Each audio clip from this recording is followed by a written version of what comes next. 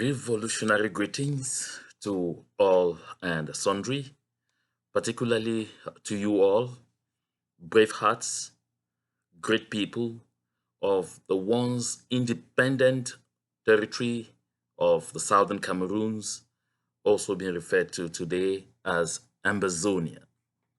Today is the 25th of March in the year of our Lord 2020. My name, Comrade John Barakuro. The discussion of today is likely going to be a bit long, and for a reason, because there are a lot of very important things that the people of the Southern Cameroons and all those who support and sympathize with us need to know.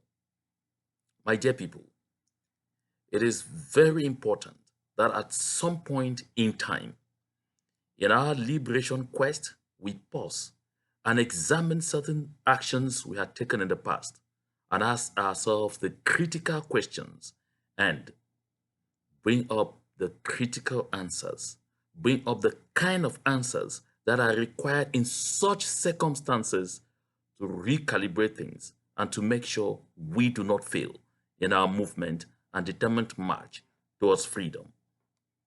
The discussion of today is going to center around an issue which has become extremely topical now. It's very burning, and I'm taking on it today because a lot of people have spoken about this in several spheres, and especially because Chris Anu of the IG Sacco faction, I think 2 days ago, came up with, a very long discourse that threatens once more to absolutely derail the thoughts of the people and to keep us completely locked on the path of perdition, whereas we have our eyes wide open, our ears open, and our brains working soundly enough to determine that we actually have to do certain things and do them fast and drastically to guarantee that we attain and achieve that freedom that we seek. So within the framework of this discussion, I'm going to be talking about the issue of an interim government. Did we need an interim government? Do we need one? Shall we ever need one to prosecute this liberation movement, to make sure we take back our stolen country from the hands of La République du Cameroun and their sponsors, France, and some of their accomplices in the international community? This is absolutely important. And I think the time you will sacrifice sharing with me will really be worth it. So I implore you to watch on. But before we go on, there is a term I like to define here because knowledge of this term is going to be so fundamental to your understanding of what this whole conversation is about. So I went to a dictionary and I'm going to give you the URL, the path, www.yourdictionary.com. Your dictionary is one word. It defines the word sophist, but it talks specifically about sophistry.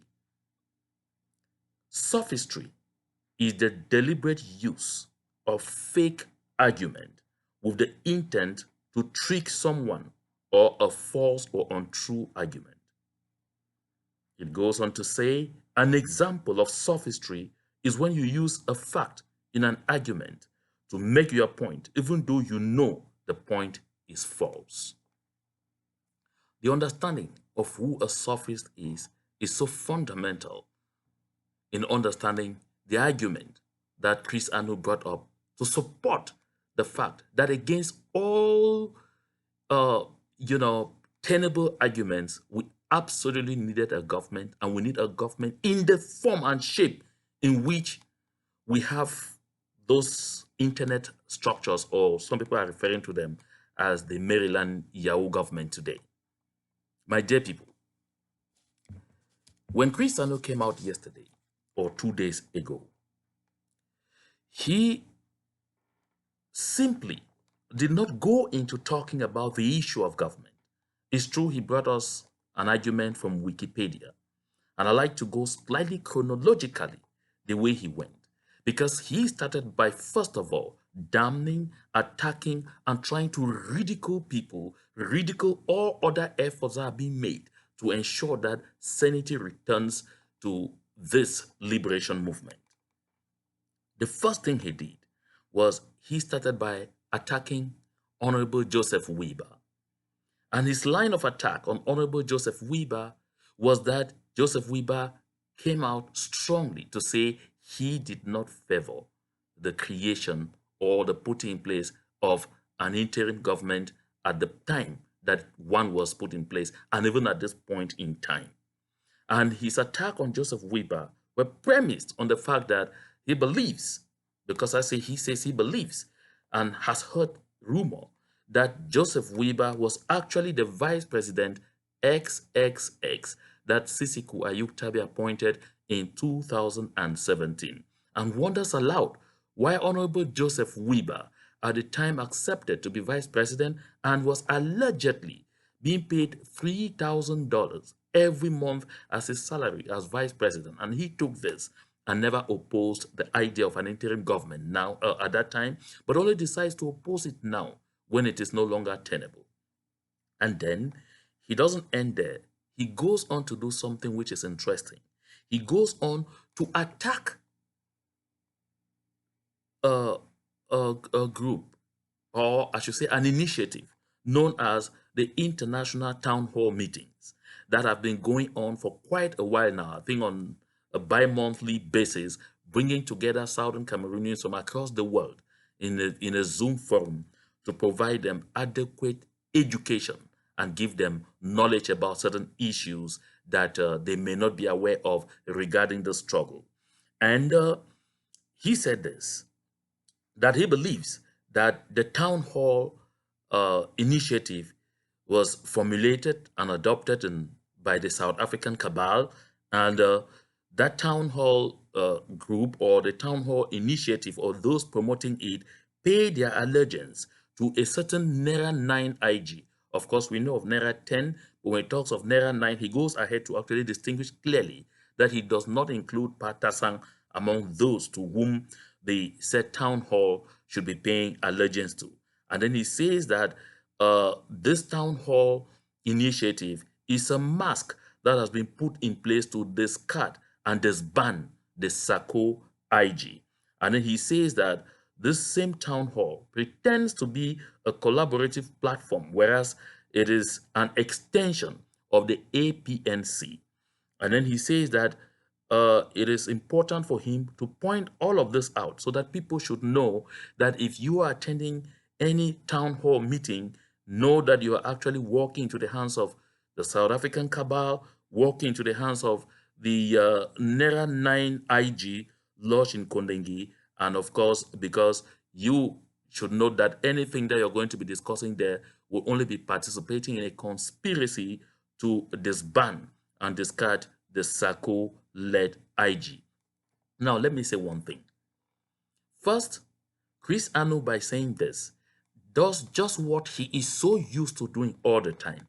Once Chris Anu disagrees with you, realizes that you cannot buy his argument, realizes that what he's trying to sell does not move, what he does is he jumps into fear-mongering. First, he will begin by doing what is called branding. He begins by attaching or linking whoever has initiated it to names that he believes that Southern Cameroonians dread. That is how I recall when Chris Anu was militantly against the holding of the APNC. I mean, that was absolutely none of my business. I mean, he went out loud and clear to say it was being organized by Atanga Ponji, and even went on to cast a conspiracy theory how some of the people who were led by Kenneth Bamkwi were identified in the streets of Pennsylvania in a taxi, and even had to follow up how they were cashing money and all whatnot, and were going there to capture people. To date, we have never heard any development again on that story. So what happened to Bamkwi? Bamkwi just entered Pennsylvania and vamoosed. That is number one. Number two, when our brethren of Screw in Canada, that is the Southern Cameroonians based in Canada, when they came up with an initiative, which initiative eventually led to the Washington Collaborative Conference. And that initiative was to bring together all the movements with the entire leadership of this liberation movement to make sure people could sit around a table and talk peace and see how to, help bring back sanity in our struggle. What happened at that time? Chris Anu, because he didn't know, they were not controlling it. His IG had no control over that meeting, went out and said that the same Southern Cameroonians in Canada that he and his leader, Sako Samuel Ikome, have been going and communing with and collecting money from were all agents of Atanga Ponji. And that in effect was Atanga Ponji organizing that meeting. And by so doing, his objective was clear. That is mudslinging them, brand them, paint them completely black so that the public will reject them and reject that idea. But in his heart of hearts, he knew and knows until today that what he was saying were all lies. But he went ahead to say them. And I think Chris Anu has done that consistently, permanently, because he has come to consider that all Southern Cameroonians are Fenians, and that anything they say at any given point, people will swallow. And now, what is Chris Anu's worry about these town halls? Let me give you a bit of the genesis of the existence of this town hall initiative, just so you know. The first ever town hall, international town hall meeting hosted on Zoom on the Southern Cameroons issue was organized by Victorine Bolanga. And Victorine convened this international town hall on Zoom.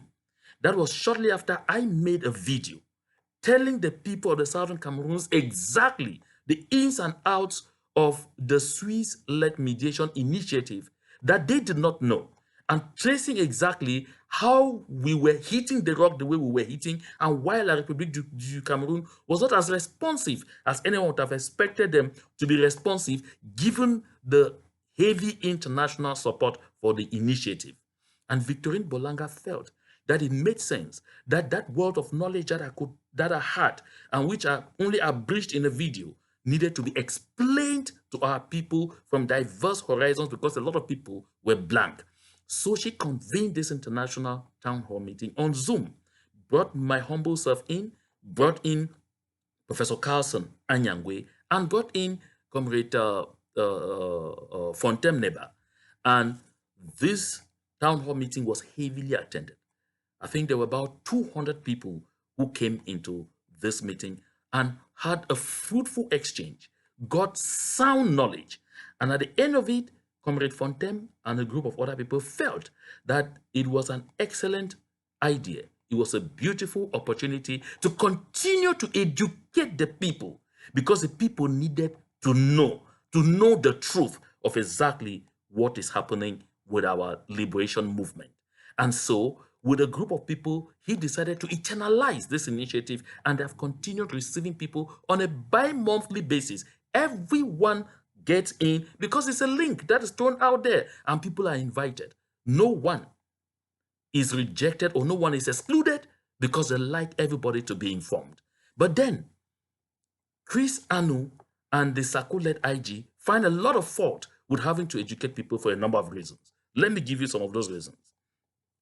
Benjamin Franklin was one time, he was president, said, an investment in knowledge always pays the best interest. Take note, an investment in knowledge always pays the best interest.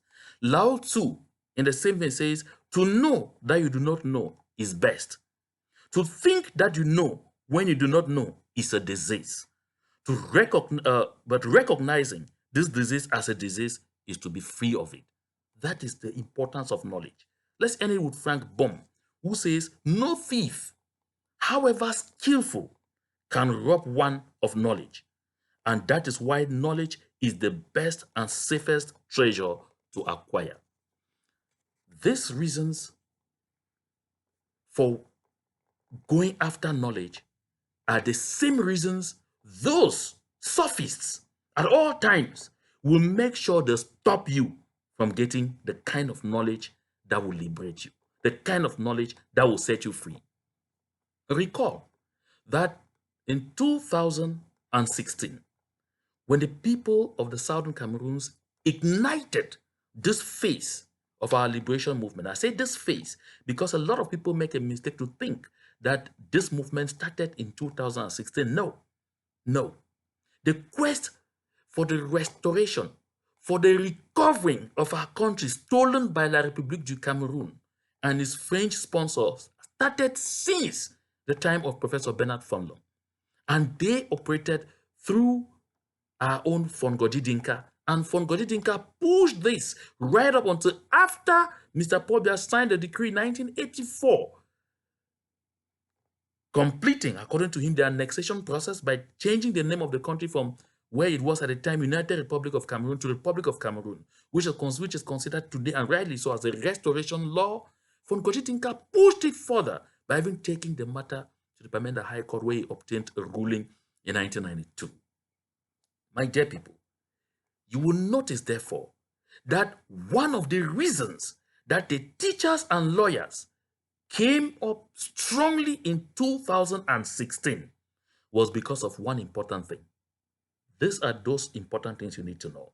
La République felt that they had already gotten us to a certain point where they therefore needed now to start shaping our thought pattern.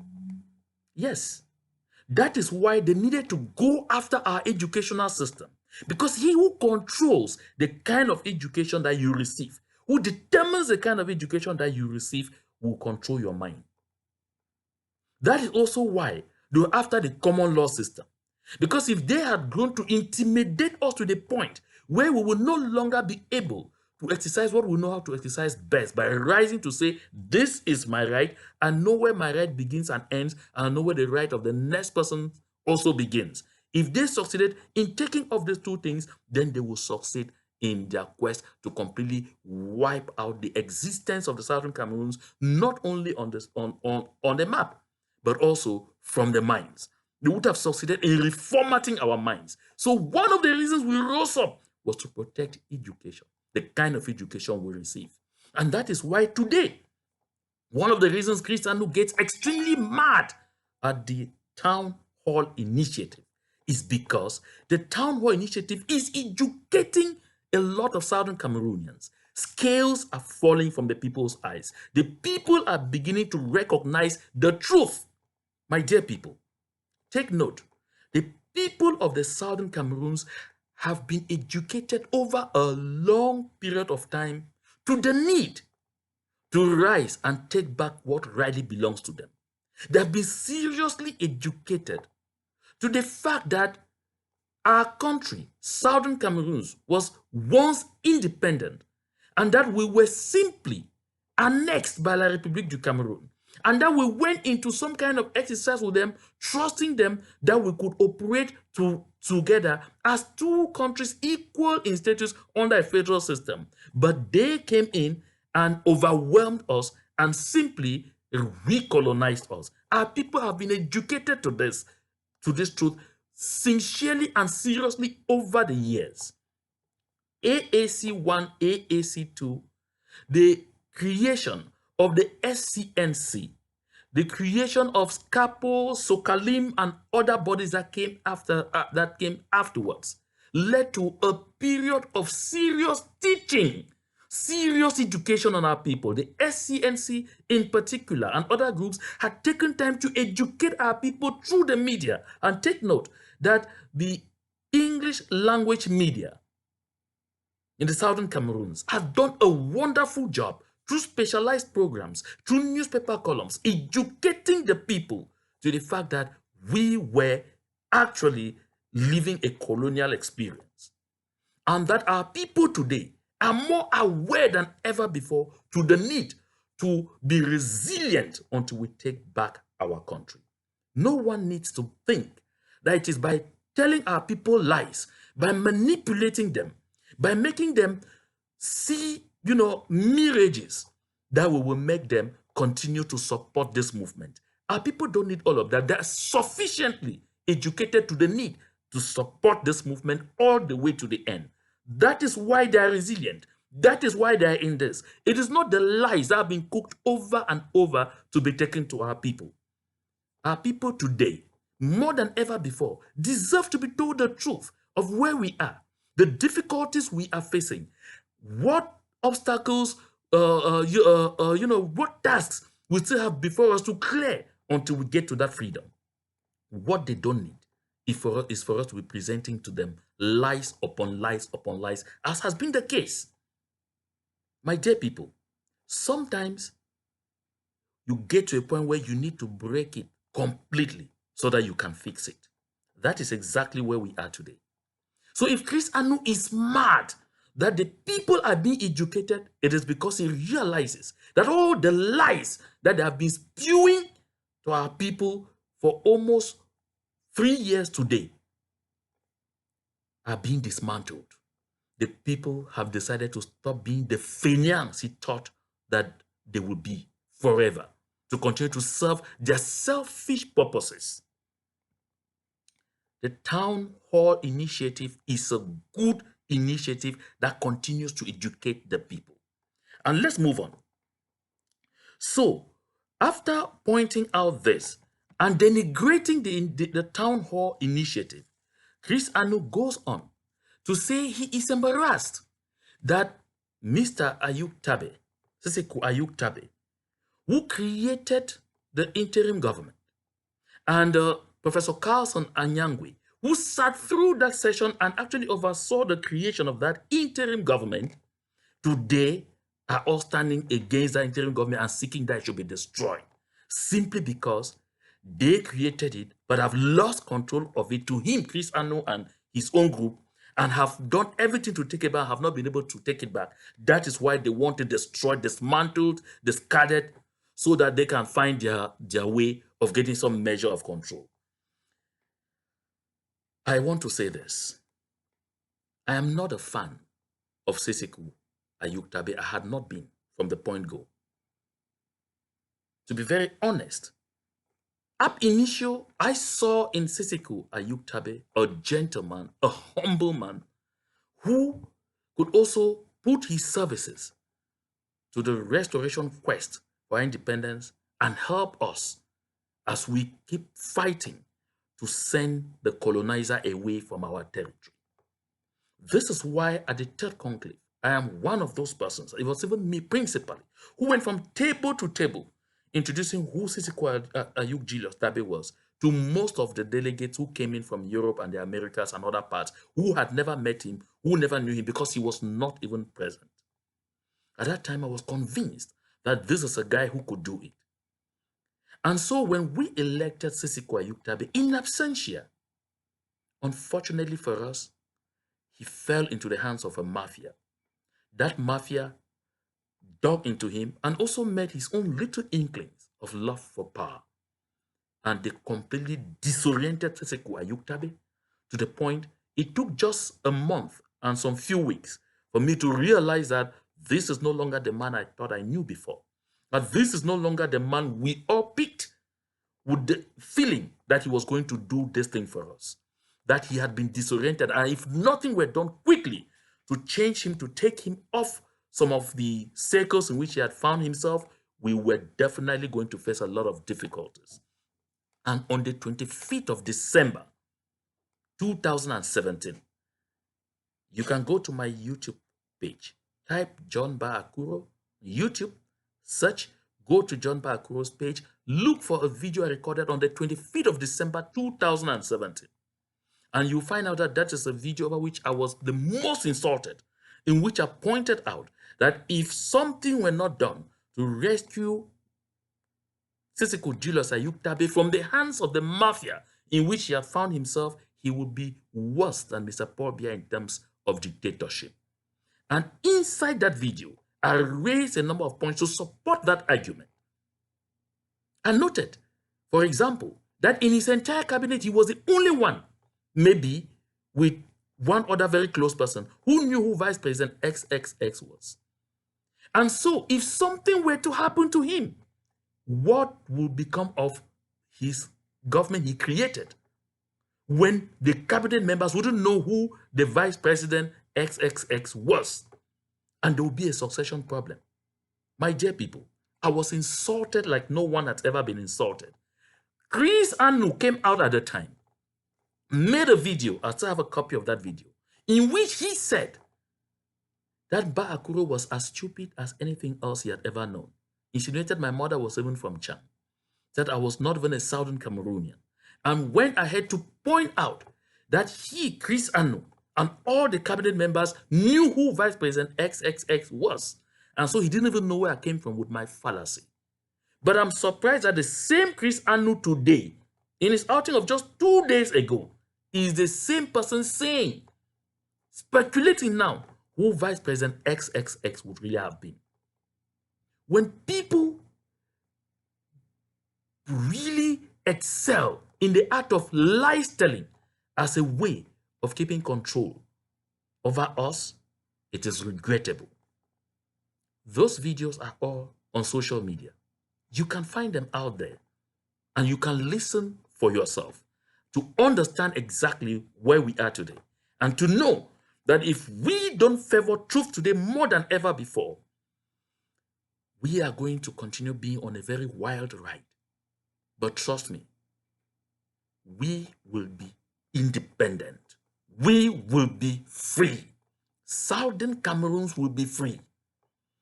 Whether all those people who think they will take us on expensive rides here and there for their personal interests like it or not, we are going to be free. And so, why am I saying this? To indicate that I happened not to have been at the town hall edition where Sisiko Julius Ayuk-Tabe was called in to participate from Kondengi. Because sometimes when I have a few moments, I can stop over there about 10-15 minutes just to also share in the knowledge sharing. But the audios of Sisiko Julius Ayuk-Tabe's intervention on the town hall were sent to me. And I have them, and I'll send them out there after this communication, in which he clearly still defends the need for creating an interim government. So when Chris Anu says Sisiko Ayuk-Tabe is the one godfathering the town halls and planning to dismantle the IG because he is not running it, is a big lie. And Chris Anu himself knows it is a lie. Shocking that he continues to tell it. And I think he has continued to tell these lies because the people of Southern Cameroons refuse sometimes to fact check. Because we listen today and forget what we listened to yesterday. Because you just need to take time, put together all of Chris Anu's communications. Don't even take all, take just the last 5 and listen to them. And you will be shocked at the contradictions you will find. Because he even tells some of those lies and forgets. So Sisiko Ayuk-Tabe's voice is out there. And it will help. Now, back to the basics. He says that Wikipedia informs him about an interim government, which is a government in exile. Oh yeah, I don't want to get into all of the places that he quoted and all of those things and all whatnot. I just want to say this. That he says that Wilfred Tassang is the only one in there in Kondengi. Pav Tassang is the only one in there in Kondengi who still continues to support the idea of an IG. And I want to tell Chris Anu here, and loud and clear, and Pav Tassang is there and he will definitely listen to this video. Pav Tassang and I, John Ba Akuro, we fought against the idea of the creation of an interim government with all our might. Patterson only finally followed it because he felt that, okay, if at this point in time, the majority of the people have overwhelmed me and there is nothing I can do, well, let me just flow with it. But I remember reading one of his mails from Kondengi, in which he points out again clearly that one of the reasons he went for the NERA meeting was because he felt it was going to be an opportunity for him to have a one-on-one with Sisiko Ayuk-Tabe to tell him it's his intention to resign from that government. Because I knew his state of mind. We exchanged a lot. We prayed together even before I recorded the video of the 25th of December 2017. We prayed together. We held hands together. Patterson, myself, and another gentleman whose name I will not call for security reasons in Nigeria. He never favored the creation of an interim government because he was clearly and well informed by the Foley Hawk law firm that it wasn't a good idea at the time. And the reasons were given. And make no mistake, Chris Anu and all those who are talking about this issue of interim government know so well that a majority of us never absolutely said we didn't need an interim government. We always said if we needed an interim government, a government in exile, there are conditions that needed to be met to make it worth the while. And he says that as a matter of fact, there are so many countries that he quoted that had, interim governments. He talked about the Palestinians. He talked about, the Palestine Liberation Organization. Now, let me be clear about this.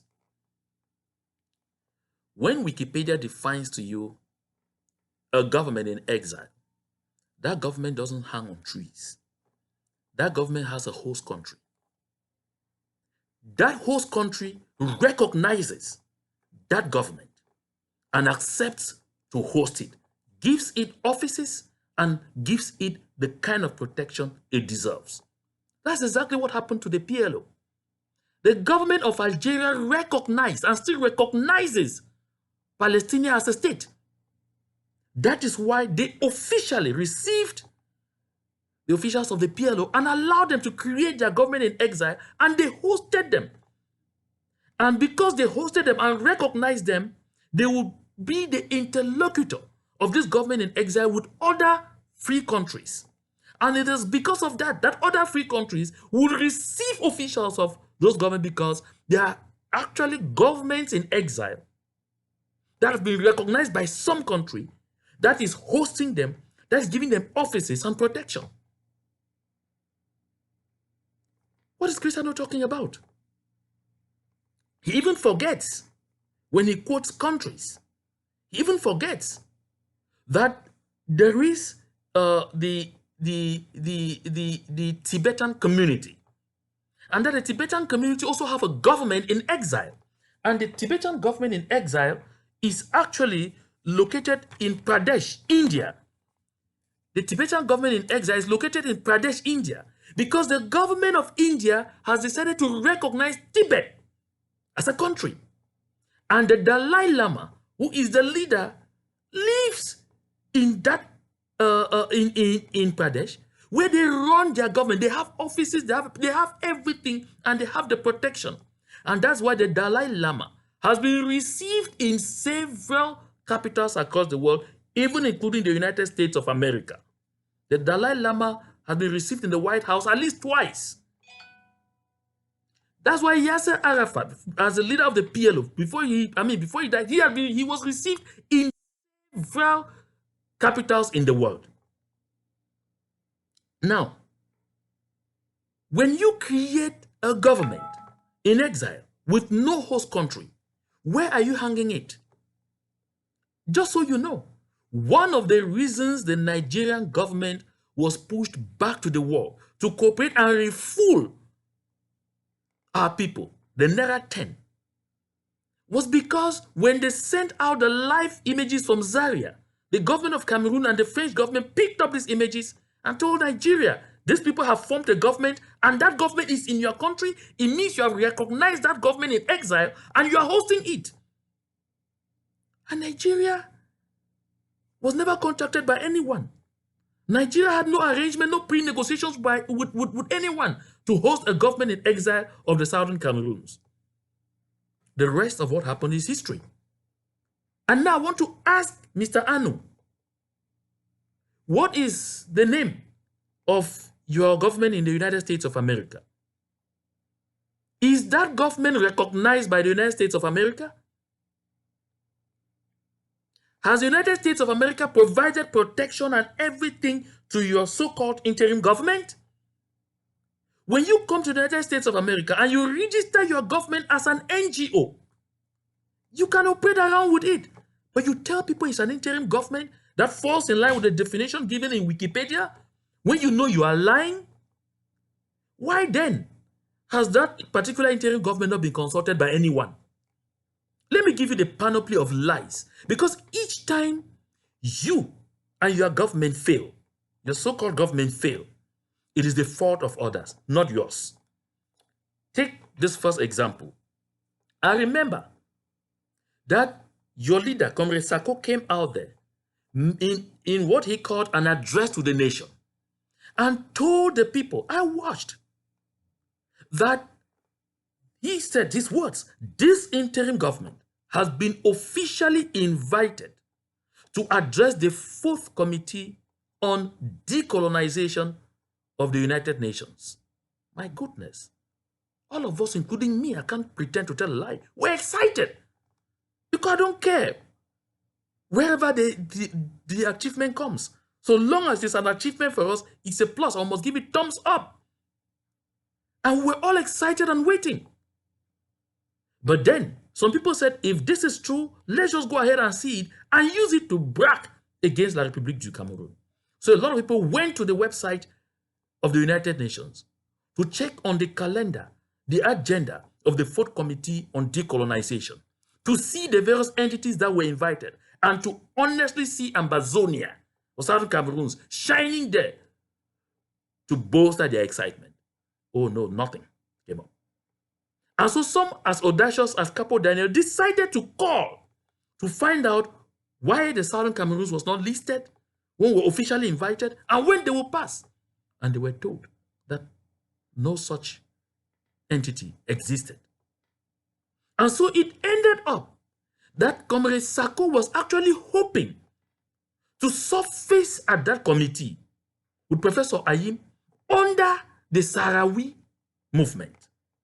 And so if you knew that you were going to sneak into that committee, which was still a brilliant idea, to use the opportunity of another entity to sneak inside there and then be able to present the Southern Cameroon's situation, you should have done that without coming out there to make noise and to tell lies. Because when that communication was made and the euphoria was on, La République du Cameroun has an ambassador, a permanent representative of the United Nations. They too went searching and searched by all means and were able to identify that you, Sacco, and others were going to sneak in through another organization, and they put it on hold. And instead of recognizing they should have stayed quiet until that achievement, they unleashed all the troubles now on Capo Daniel. It became Capo Daniel is a demon who destroyed a golden opportunity. Really? And the people of the Southern Cameroons fell for this. Refused to recognize the fault of the initiator. Refused to first of all see the lie and where the grandstanding came from to topple this initiative. I remember that in that same speech, we were also told that there were some Latin American countries that were waiting to host international friendly football tournaments with the Federal Republic of Ambazonia football team. My comrades, until today, when is that tournament going to take place? It has died a natural death. I'm hearing nothing again, and no one is asking questions. We have to learn. We have to learn to hold our people accountable. We have to learn to ask these important questions so that they don't come all the time spewing lies and taking us for dunces. And Chris Anu asked, if the IG was a mistake, why is it that after Sisiku Ayuk Tabe declared the restoration on the 1st of October 2017, he then gave us an anthem, gave us a flag, gave us all of those things. So why would all of those things will we still remain a council? My dear good people, can someone remind Chris Anu that the anthem that we sing today preceded even the creation of SCACOF? Can someone remind Chris Anu that the anthem that we sing today preceded even the coming into being even of Sisiku Julius Ayuk Tabe as chairman of the governing council, and therefore preceded even the creation of his government? That this flag, the white and blue he sees with 13 golden stars, had existed long before. All of this paraphernalia were created at the time when Goji Dinka named the Southern Cameroons Ambazonia and created a government. If you are not aware, Fon Goji Dinka created a government. And it is under the aegis of the Republic of Ambazonia of Ambazonia, of which he is a president. Why should we keep turning facts, turning things up and down just because we think that we have to keep telling lies to the people and to confine them in a direction that is truly failing? And Chris Anu says that the internationalization of the Southern Cameroon's question would never and will not be possible without a government. Really? My dear people, is Chris Anu trying to tell us that prior to 2016, the Southern Cameroon quest had not been internationalized? If you tell me that the scale was not such that, we know today, because the momentum was not there, like the momentum that the consortium brought along with it in 2000 from 2016, I will understand you. But to claim that internationalization could only be made possible with a government, it's a big lie, and you know it. Let me quote some slight examples. One, the SCNC and SCAPO took our matter to the African Union's Human Rights Court in Banjul, in Gambia. And there's a landmark ruling that came out of there in 2009, and that's still the most important ruling that we have from any international body, which recognized the people of the Southern Cameroons as a people. That is the height of our internationalization, because that recognition from that court recalls to the world we are a people. We were consulted in 1961 because we were already in existence prior to 1961 as a people, and we can be consulted again over and over based on that ruling. That was the height of our internationalization. So I ask this question again. When the United Nations Security Council, at the behest of the United States of America, decided to enlist the Southern Cameroon's question, even though it was just talk of the humanitarian aspect of it, following the Ariel formula, was it through a government? Did they even have anything to do with anything called government? They went through civil society organizations, Mr. Chris Anu. I think it is important for us to continue to bring all of this out so that people know that this declaration of independence had been done before.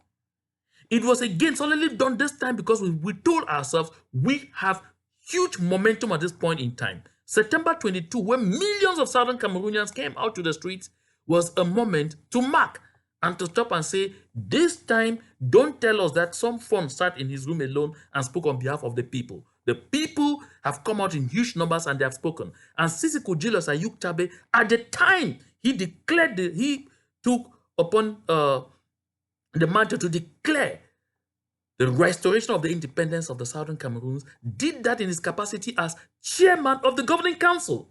It wasn't a government. So don't say because the independence was declared restored, at that time now you needed a government.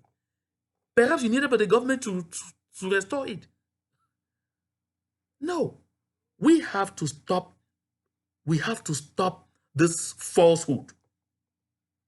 We have to stop this falsehood.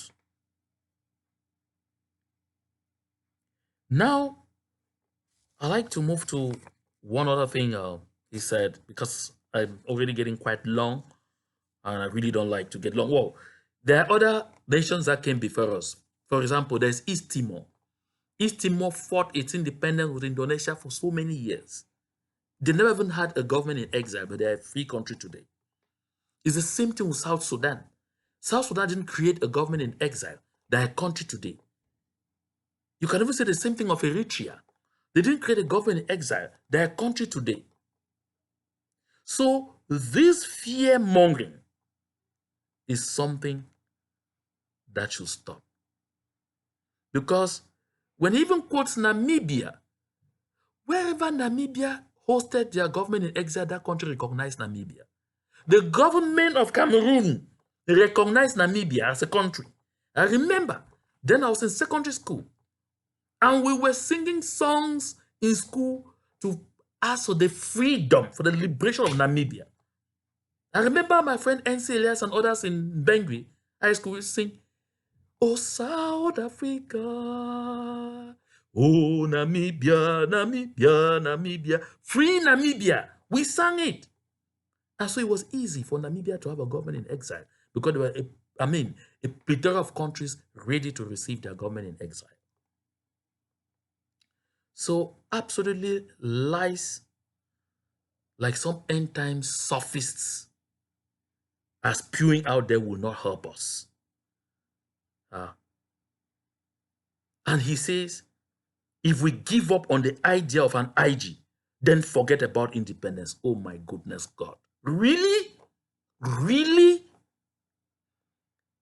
Sudan never had an IG, they had independence. That's South Sudan. Eritrea never had an IG, though they have independence. East Timor never had an IG, but they have independence. You quoted Palestine. They had an IG, they have kept having. Do they have that independence? Christian, stop this thing. Our people need to be told the truth, all the truth that is required. The Congolese government recognized Namibia as a country and hosted its government in exile. And that is what the Foley Hawk law firm educated us to do. That you people should relax and let us keep working with you until we find a country that will accept to host a Southern Cameroon's government in exile. At that time, you can go ahead and form a government. And other governments will consult your government in exile through the host country. That host country will provide officers, provide accommodation, provide security, and take upon itself to be our ambassador out there selling the stories. My dear people, we need to go back to the drawing board. The idea of an IG was wrong yesterday. It is wrong today. It will be wrong even tomorrow if all the conditions are not met. Ask them why their IG is registered in the United States as an NGO. Ask them. Because the government of America hasn't decided to host an interim government of the Southern Cameroons. If they did, they would be consulting their so-called president. They will be consulting us. They will be speaking for us officially. That is a job we still have to keep doing. We still have to keep working very hard until we get a country that will be ready to host our government in exile. And it is possible, it is doable, if only we decide to stop now and do the right thing. This is the time to stop and do the right thing. And stop swallowing all the lies that have been spilled out there, all the fear-mongering and everything. We should stop that. Because I ask, why are these people so afraid of a town hall, which is only a platform for education? Because education is hurting them. Because the scales are falling from the eyes of the people. Because the people are beginning to understand. Because the people are learning more and more the truth. Because the people are coming to their clear senses that this whole exercise of an interim government hosted on the internet had been a lie, had been a falsehood. And what do? They play around with names, with numbers, figures, and all of those things. We have to stop and do right. Ask me, I will say when we put in place a governing council, it made sense. Because that governing council brought together all the movements. There were about 2 that were dissenting, but which could eventually come back to the fold. And there was a leadership council that held the chairman, that was supposed to hold the chairman accountable. We must sit back, think again, and reenact what can work.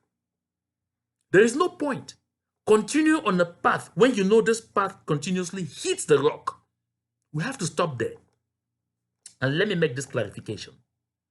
This discussion is not on the behalf of the consortium. It is my personal self. I'm talking as John Ba Akuro, not as a president of the caretaker executive of the consortium. No, I'm talking as John Ba Akuro. So everything contained in this conversation that you have heard, any fault you find with it and all not laid on my doorsteps.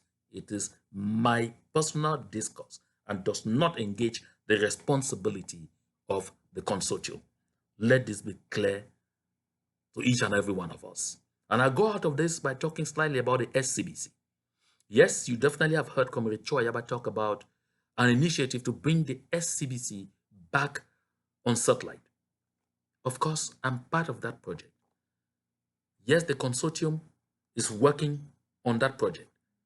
We want to be part of that initiative because we need an outfit that will serve the purposes for which it is intended. That is, serve the needs of the liberation movements of the people of the Southern Cameroons, which will be inclusive, open to all and sundry, which will not be used as an instrument, one, to spew lies, two, to promote conspiracy theories against others, and three, to continue to manipulate the people with falsehood and sophistry.